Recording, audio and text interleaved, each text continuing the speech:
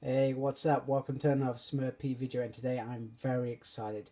I finally have one of those holy grail omnibuses that are very hard to get these days. The Fall of the Mutants X-Men. So the front is the iconic cover from the original series, which is brilliant. I never knew why it didn't have Marvel Omnibus. That kind of bugged me. But it's not the end of the world. I can live with it. Usual side. And it's got a nice picture of Wolverine versus Sabretooth. Although, I don't think they fight in this book. I could be wrong. I think this took place kind of after Mutant Massacre. So, and there's the back. There's the uncanny X-Men going wherever it is they ended up in the siege. No, actually, this is before then. This is when they strike a deal with Roma. And they kind of go invisible and they end up in the Australian outback, which is a very cool time. It's also a time that I don't know very well. Out of all the series and X-Men I've read over the years, it's one of those.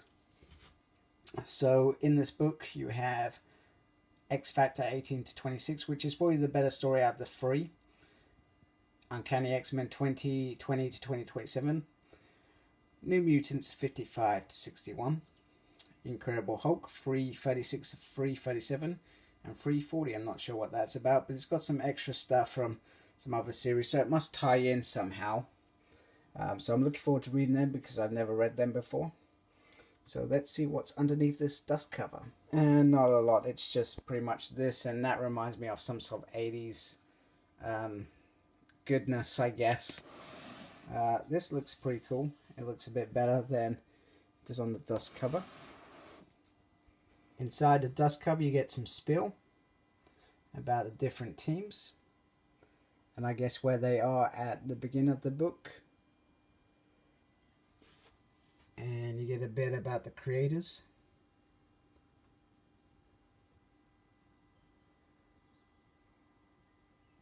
Peter David is one of my favorite writers. Sorry about the light. So this is the first page, and this must be the Incredible Hulk story with Wolverine. And then this bit is just the opening where it tells you all the writers, the inkers, etc. Which is pretty cool. And then on this side you have Wanted page. And pretty much it doesn't have a kind of goes into chapter like some omnibuses where it tells you the dates they were released, etc. Goes straight into a previous section and straight into the X Factor story. So I'll just dip in. I've picked a page.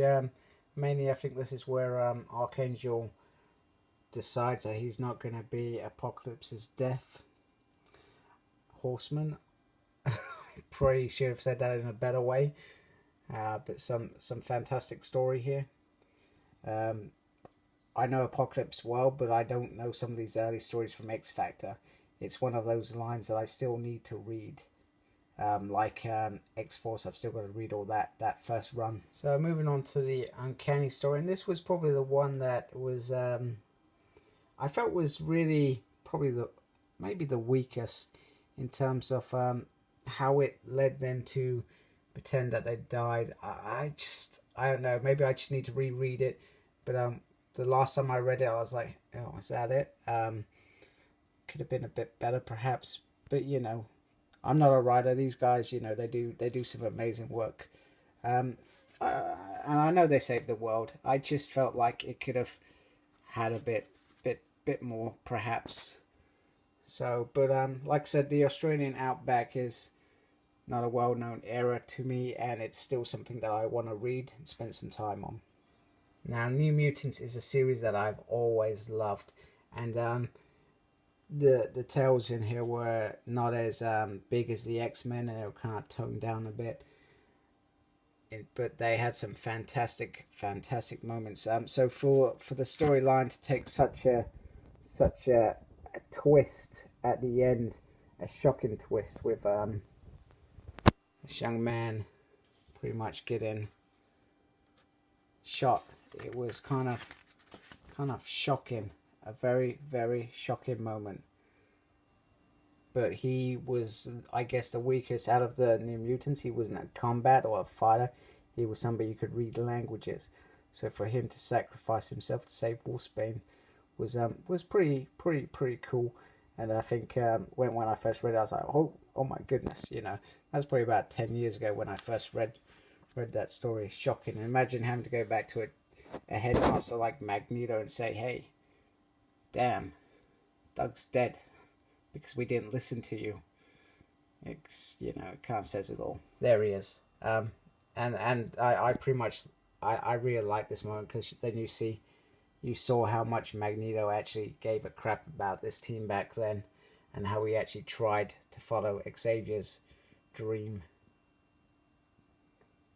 No real extras as such. You get this kind of promotion poster, I guess it was at the time, and then this was from the paperback version, which didn't have as many didn't have all the extra issues from the Incredible Hulk and Power Pack, etc. So that's some fabulous artwork there. So all in all, that is pretty cool. Okay, so here it is next to New X-Men as a more recent, I guess, Omnibus from a few years back, and Uncanny X-Men. So you can really see that it is really quite a big volume. Omnibus, man, it is an omnibus. Why doesn't it say it? It really freaking bugs me. Come on, Marvel. It was it should have just had it. But then again, sorry, I'm going to move the camera. The prelogue for Inferno doesn't have it. But yet, you know, if you're talking about different series, you know, you got the X-Men Apocalypse, sorry. Oh, get out of the way. Age of Apocalypse. And that has many different series within it, but I guess it's about the same story, but so is this. So yeah, so that doesn't make sense. Damn it, Thor, why are you in the way? And there it is on my top shelf, making it look even better than what it did the other day. So all in all, I'm very, very happy to finally have this book. Next on my target list is Astonishing X-Men and Inferno, and I would like Uncanny X-Force as well. But, you know, it's gonna be, I can be patient and wait, and if I'm lucky, you know, I got this for a reasonable price, probably not more than I usually pay for an omnibus, so I was very, very, very happy. I would try not to spend loads on it unless you really cannot wait, but I think there are opportunities to wait and be patient for these things. So take care, thank you for watching, and embrace the geekiness.